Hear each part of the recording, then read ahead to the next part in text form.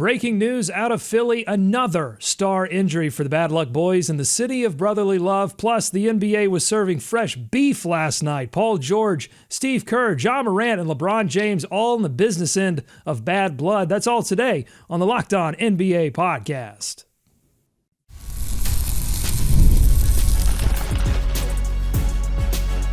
You are Locked On NBA, your daily NBA podcast. Part of the Locked On Podcast Network, your team every day.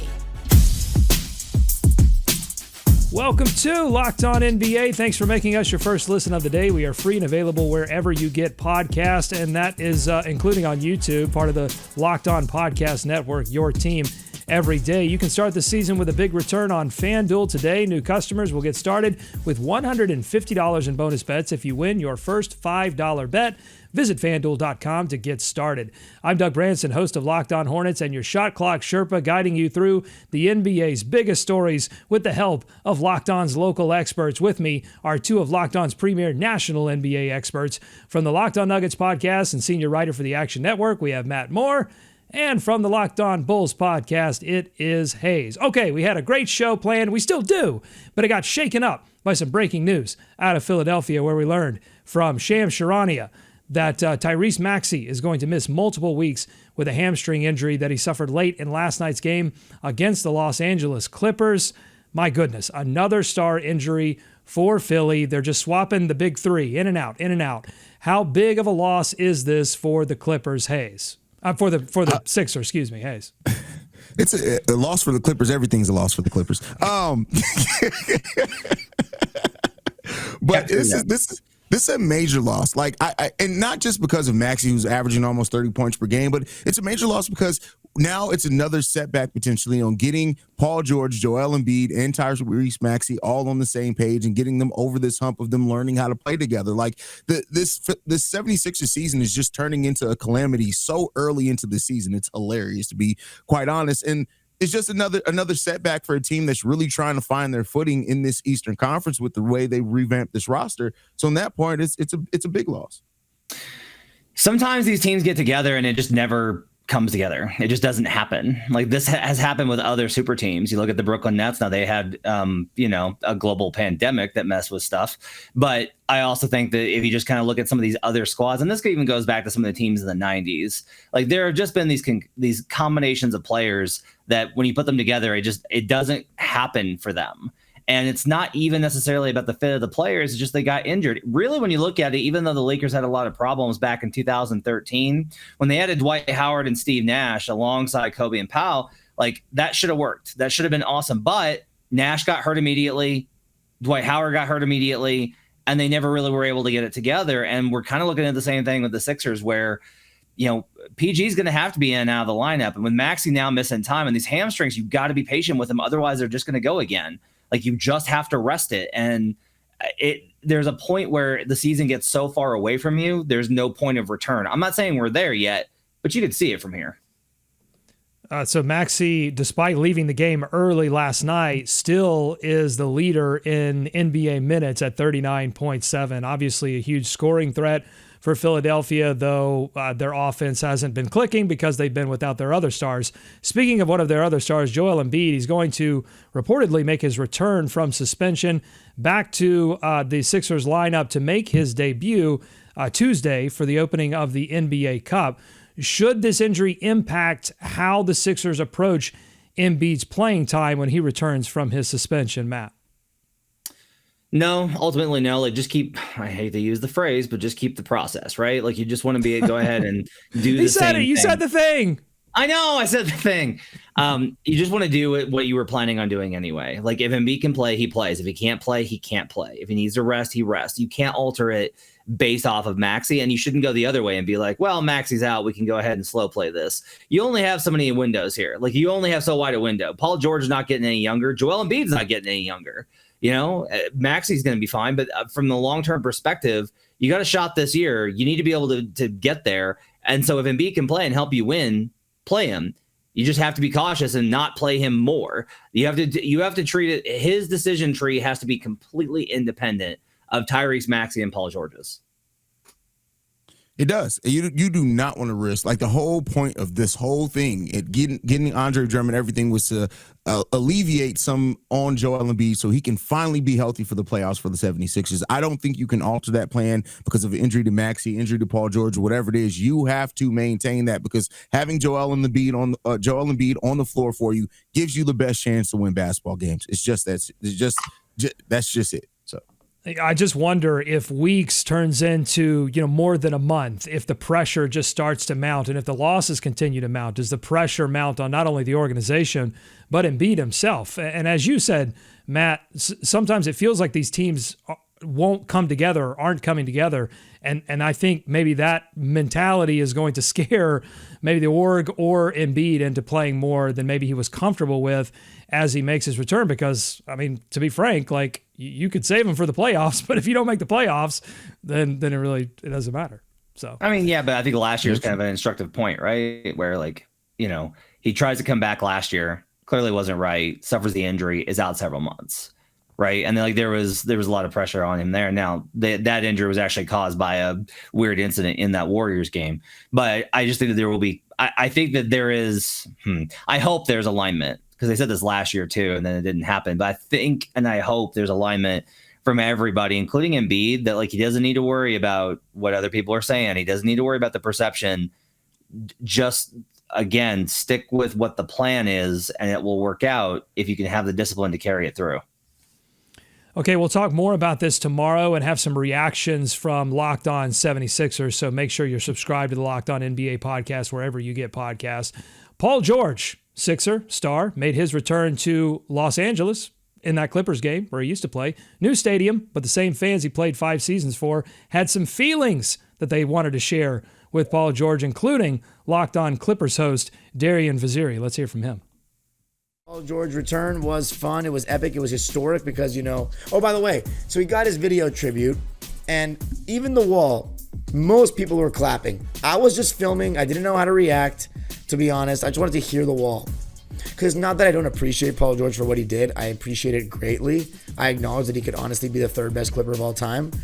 But I didn't feel like appreciating him tonight. I thought after all these years, I've backed him up. He's stuck his foot in his mouth so many times and just showed a lack of desire at times for a championship and never took accountability, really. I was okay with applauding during the video tribute. Some people were still booing, but he clapped for the rest of the arena and then waved off the wall because we booed him all night. After the game, he even mentioned that it's stupid. Like, dude, he's just so, like, unaware of what he says and does.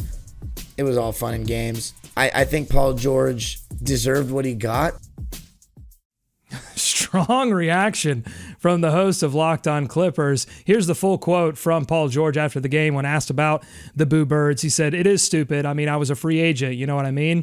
It wasn't something that I demanded a trade or went against the team here. I was a free agent. The team presented something that was team friendly, and I did what was best for me in that situation." Unquote. Hayes, was the reaction stupid? Yes, because Clipper fans don't deserve good things. Paul George has been so important to that franchise. At a time where Kawhi Leonard could not stay healthy, everything that they built there was crumbling around, and Paul George was one of the best parts of that team over the course of years. If you can't learn to appreciate that for your franchise that has done basically nothing over the last 20 years, you don't deserve good things. It was stupid. I have more sympathy for the Clippers fans. It's gonna be hard being a Clippers fan. Like, that takes a lot. Like, that takes a lot of intestinal fortitude. I have empathy for Clippers fans, but this was ridiculous. He wanted to stay. Like, he wanted to stay. They were like, "No, we won't pay you that much. No, we're good, thanks." So he left. Like, what are we? He's not like, he didn't leave and take less money. That's not what happened. Like, they were literally like, "Hey, we're going to extend Kawhi because we definitely want this guy around." And by around, I mean in San Diego. And then with Paul George, they're just like, "No, we're good, man. That's fine." I mean, I mean, look, if you want to take this team-friendly deal, then okay. It's ridiculous. This is nonsense. And holding it against Paul George is, to me, it's indicative of the continuing false narrative that Kawhi is like the good guy here and Paul George is the bad guy here. And I cannot get my brain around why Clippers fans think this. I don't know how this narrative continues to get out there, but it's really annoying. Paul George is not the bad guy here. Well, they built the wall. They wanted the college basketball-like atmosphere, and though they did not fill the stands in that game, let's just be clear about that, they did get a little bit of that. Yeah, Matt. Did you see that they all turned around on him?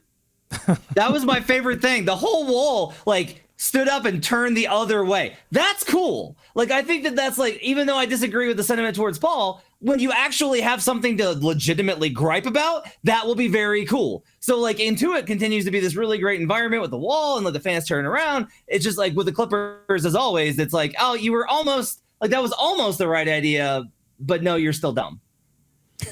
Well, it was a unique display of passion this early in the NBA season, but it was not the only unique display of passion. Coming up on the Locked On NBA podcast, Ja Morant and LeBron James getting into it a little bit on the court, a little back and forth, and some boo birds for a coach in last night's action as well. Plus, later on, a rookie does something that only 3 other players in NBA history have ever done. You'll want to stick around for that as well. Don't go anywhere. Locked On NBA.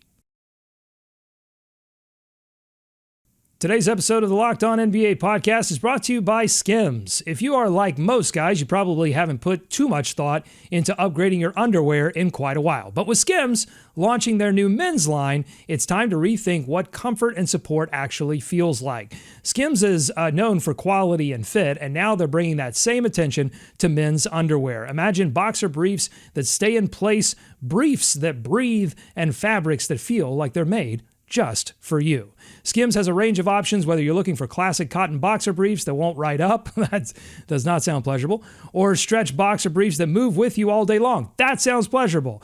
These aren't your usual store-bought packs. Skims has tailored each style to keep its shape and deliver comfort that lasts.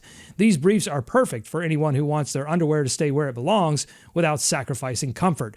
Shop Skims Men's at skims.com. Let them know we sent you after you place your order. Select podcast in the survey and select our show in the drop-down menu that follows. And if you're looking for the perfect gifts for the whole family, Skims just launched their biggest holiday shop ever. Also, thanks for making Locked On NBA your first listen every day. Your favorite NBA team has a free and daily newsletter. Go to lockedondaily.com and subscribe to stay up to date with local expert analysis. And you also, bonus, get amazing national NBA writing from Katie Heindel and Mike Shearer of Basketball Poetry, and Locked On Fantasy Basketball Tips from Josh Lloyd. And did I mention it's free and it's every day, just like the local podcast that we have here on the Locked On Podcast Network. Okay, the Golden State Warriors, in one of the marquee matchups last night, faced down their toughest test yet. Traveling to Boston and coming away with a 118-112 win, they are now 7-1, and the hosts over at Locked On Warriors are finally allowing themselves to dream big. Host Charlie Walter, formerly of 95.7 The Game in San Francisco, worked with Matt Kolsky, hosted some Warriors talk, and got to cover the team's championship run in 21-22. And I'm starting to wonder, man. We're getting some similar vibes.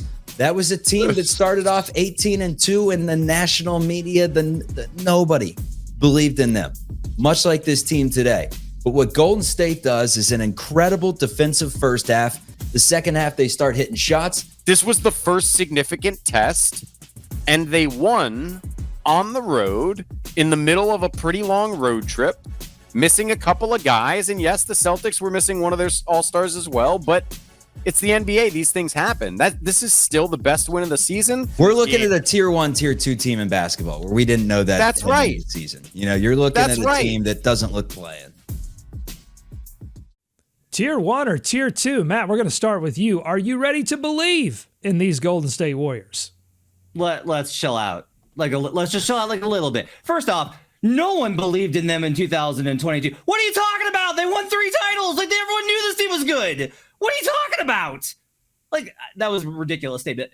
Further, for this team, they're shooting the absolute lights out right now. Kuminga, Buddy Hield shooting 56% from 3. If you think that's going to hold the entire season, and I understand if you're a Warriors fan, you're used to them hitting ridiculous shots at an unsustainable rate because that's what they did for 4 years, but that's not Klay Thompson out there. That's not going to hold. I think this is more about Boston. I think it's more about how Boston plays and some of the weaknesses that they've actually got on this team. I think Golden State's very good. The defense is legitimately scary. But sustainability with this team is going to be a struggle, not only because of Draymond and Curry's age, but because of the roster makeup. They are not a consistent team in terms of these guys and how they're going to play night to night. I think they're off to a great start. I think this is going to give them a leg up and making a top 6 seed. But I do not think that they are a tier 1, tier 2 team in the NBA. Not yet, anyway. I want to buy into.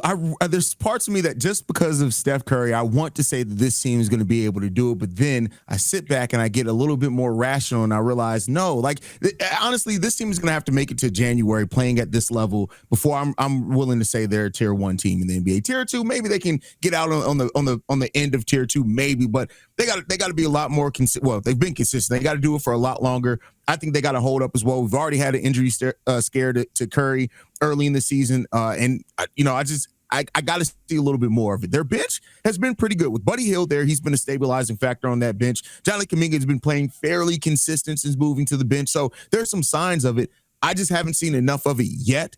And I don't think I'll see enough of it until the calendar turns to 2025 before I'm willing to let my excitement over how good this Golden State Warriors team has been playing overtake the rationale in my head. 27th Warriors. 27th in schedule, straight the schedule so far for Golden State. And it's like, but they beat Boston. Yeah, you beat now two lost Boston. And that's like your win, right? But other than that, I don't look at this resume yet and get too excited. If the Warriors had like an average strength of schedule and we're a bit closer and beat Boston, we'd be like, yeah, this is still a really tough matchup for Boston, which again, I think is the bigger story here. Yeah, and we should check in with the Warriors in a couple of games because they've got a few more tough tests ahead for them. But Steph Curry's playing amazing, 27, 7, and 9 in that game. But I want to ask about X factors for this team. Kevon Looney made some really clutch rebounds and defensive presence. He was physical. Physicality seemed to win the Warriors that game. He had double-digit rebounds. And then you had Buddy Hield, the step splash brother, knocking down 16 points. Who's going to be, if they do reach into that tier 1, tier 2 without making any kind of move, that's a big caveat. Who's the bigger X factor in your mind? Is it Kevon Looney or is it Buddy Hield? Hayes. I'm going to go with Buddy Hield because Buddy Hield has been so special shooting the 3 ball and been such a heater off that bench for them. Not to crap on Kevon Looney at all, but Buddy Hield has just been, and he's been doing it for the most part of his career, but it's good he's starting to get the recognition for it. But I think Buddy Hield is he's such an X factor off that bench for him. I'm going to give him the edge over Looney for now. Yeah, I'd go with Buddy too here. Just from the perspective of, I had a lot of questions about like, all right, can Buddy actually fit into a motion offense? Like this is a big step up in terms of the complexity of the offense. And Hield's been phenomenal. He's been like a natural fit when he struggled so much in Philly in a simpler system. So I think it really is like an interesting kind of look at some guys are better built for different types of offenses. And Hield looks completely comfortable here. I don't think he's going to keep shooting 56% from 3. Although, look, this is the second best volume shooter from deep over the past 4 seasons behind Steph. So that kind of replacement for Clay, I just think you're seeing the benefit of the gamble they took on Buddy Hield being the right player for this system has paid off big time.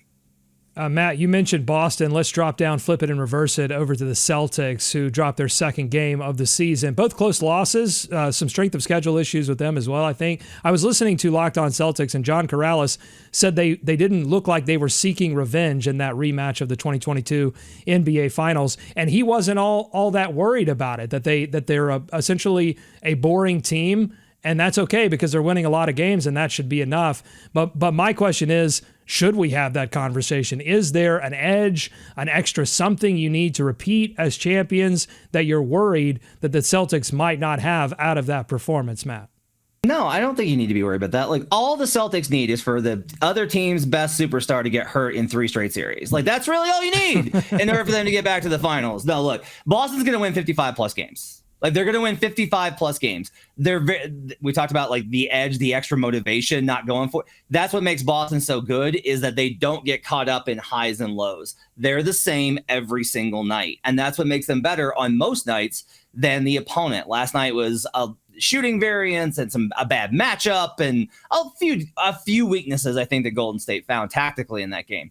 But overall, Boston's going to be totally fine, except for, I will say, there was a column written this week and some illusions. People are like, this is like the 16 Warriors. No.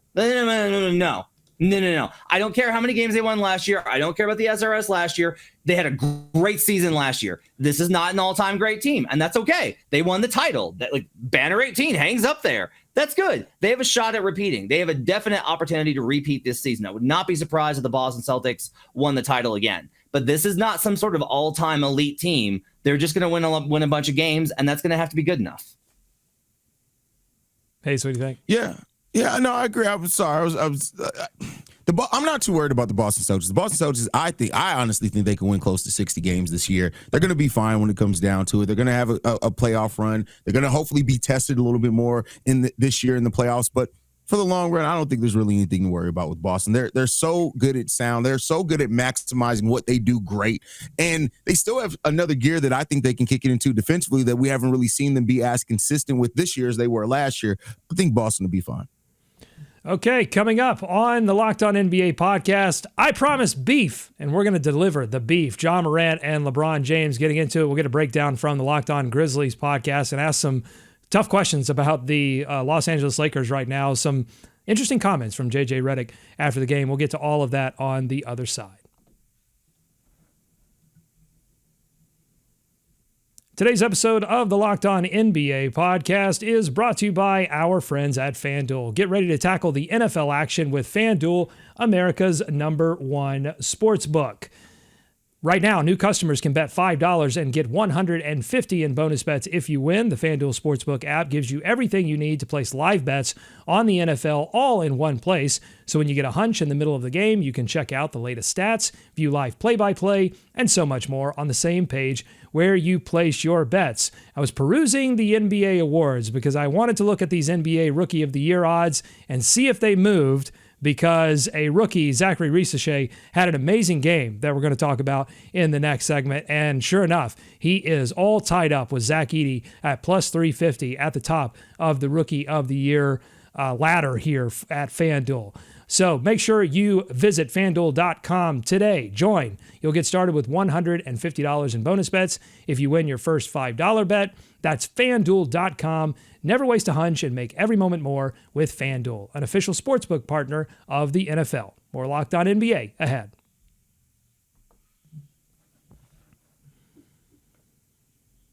Welcome back to the Locked On NBA podcast. Thanks for making us your first listen every day. There's a free daily Locked On podcast for your favorite NBA team. Search your favorite podcast app for Locked On and your favorite team today on YouTube, wherever you get podcasts. We're not even at the NBA Cup yet. That's not until Tuesday, and we already have stars getting chippy with each other, taking the regular season seriously. I know that's got to make Adam Silver feel happy. Here's Locked On Grizzlies host and Grizzlies beat writer with a rundown on a John Morant and LeBron James sequence that had a lot of folks talking last night. Morant drove to the basket, had Gabe Vincent on him, got an and one, shot it over the top of him, did the famous too small gesture in the NBA. LeBron James gets isolation against John Morant, gets the layup, and he does the too small celebration right in front of John Morant. And I'm knowing, this isn't the end of it. John Morant straight up said, I don't like him, referring to the Lakers. And as to why he said he doesn't like them, he mentioned the fact that the Lakers put them out of the playoffs. He mentioned, the fact that, again, the Lakers players, referring to LeBron James for the most part, he said they came on our floor and beat us on our home floor, was laughing, playing, looking at me, talking. And he said, my message to them was I was in street clothes. So this time, John Morant wasn't in street clothes. Okay, so, hey, I don't know about you, but I like this little, I will say DeMichael Cole was very careful not to call this a budding rivalry, but I like this little tete-a-tete between John Morant and LeBron James, two of the biggest NBA stars there are. What about you, Hayes?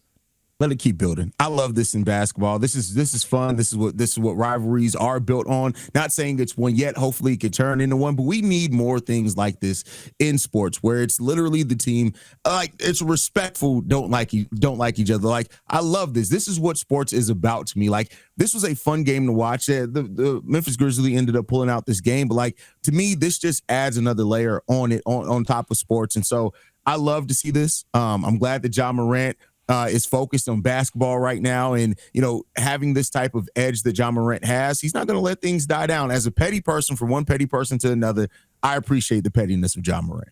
Yeah, I mean, look, it's great entertainment. I just think these two teams are a little ridiculous. Like the Lakers beat the Grizzlies when they were without all of their big men. So Anthony Davis went nuts. The Grizzlies beat the Lakers last night when Anthony Davis is out. So, of course, he's a huge matchup problem for them.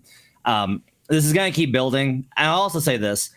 There's only been a handful of guys that have actually stood up to LeBron. Pierce and KG did. And, you can lose, but you should actually stand up to him. Don't bend the knee to the king. And so many do. And we got too much buddy stuff in the league. Everybody's friends. Everybody's hugging. And it's great to see guys that are actually willing to be like, no, he beat me. He knocked me out of the playoffs. F that guy. That's how it needs to be. This is what the fans want. This is what sports fans want. It's good for the league. So you mentioned the Lakers there, no AD. The Lakers are now 1-4 on their road trip. And Coach J.J. Redick did not mince words about the issues his team is having, particularly when it came to D'Angelo Russell. Matt, do you think that J.J. Redick underestimated the challenge of fixing this Lakers team or turning this Lakers team around? I don't think so. I think JJ probably would say that he knew that this was going to be a challenge. I do think that he's going to have the same problem a lot of guys do. When you are a great pro in the league, it's very hard for you to understand when guys don't try. It's just very hard for you to, JJ Redick had to battle every single minute he was on the court, or he would get run off of it and he would get yanked. Stan Van Gundy taught him that. And that has not been the same for D'Angelo Russell, because D'Angelo Russell's never been expected to be a winning player anywhere. And so D'Lo just gets to do what he does. And so D'Lo had that effort last night. Redick said he didn't, his lack of interest and engagement in the game. He lit D'Lo on fire after that game.